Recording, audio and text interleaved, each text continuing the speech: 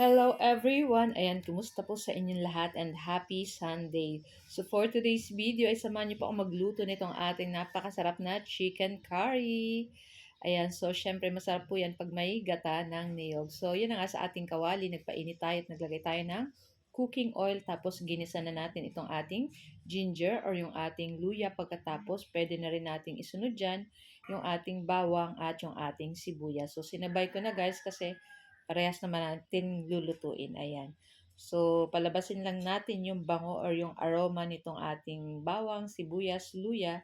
At pagkatas pwede na po nating ilagay dyan yung ating chicken. Ayan. Tapos, titimplahan din po natin yan ng asin at paminta para may lasa na yung ating chicken dyan. So, yun na nga, maglagay na tayo ng asin. Ayan. Tapos, maglagay na rin po tayo ng pamintang durog.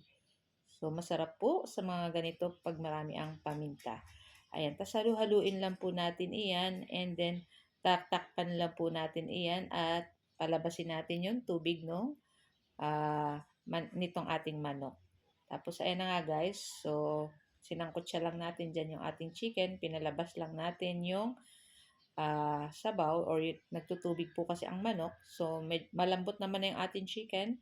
Ilagay na po natin itong ating patatas at yung ating carrot para kasabay na po siya ng chicken na maluto. Ayan. So, kung gusto niyo po, pwede niyo pong i-fry muna yung patatas sa carrot para kahit last na siya ilagay, okay lang. Pero sa akin, sinama ko na rin dito sa ating manok. Pagkatapos nilagay ko na rin yung gata ng niyog.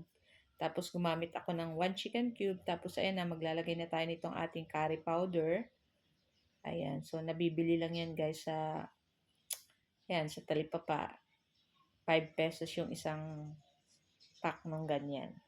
Tapos, ayun, halu-haluin lang po natin iyan. So, kung medyo matabang pa po, syempre, adjust na lang, dagdag ng pangtimpla, ayan. So, maglalagay din po pala ako dyan ng konting sugar para pang balance sa lasa nitong ating lulutuin chicken curry. So, nagdagdag pa ako ng curry powder kasi medyo parang natatabangan pa ako, nakukulangan ako ng lasa ng curry niya. So, ayan na nga. At i-mix-mix lang po natin iyan at lutuin lang po natin yan sa katamtamang apoy.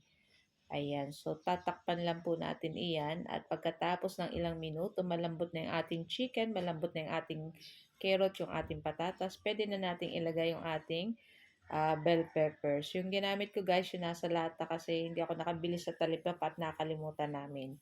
Pero okay lang yan kasi ito po ay bell pepper naman din, kaya lang yung nasa lata lang. So yun na nga at luto na rin to guys. Pwede na natin patayin yung apoy at pwede na nating i-transfer sa ating lalagyan or sa ating mangkok.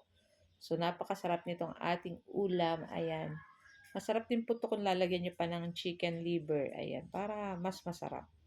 So guys, ayan, ito lang po ang ating video today at sana po ay nag-enjoy kayo. Huwag niyo po sanang kalimutan mag-like, comment at pa-share na rin po ng ating video. At kung bago pa lang po kayo sa aming page, huwag niyo po sanang kalimutan mag-like at mag-follow para palagi po kayo updated sa aming mga bagong video na i-upload. At huwag niyo na rin guys kalimutan subscribe sa aming YouTube channel. So guys, ayan, thank you for watching and see our next video again. Tara na guys at samahan nyo na rin po kaming kumain itong ating napakasarap na chicken curry. Ayan, for today's video.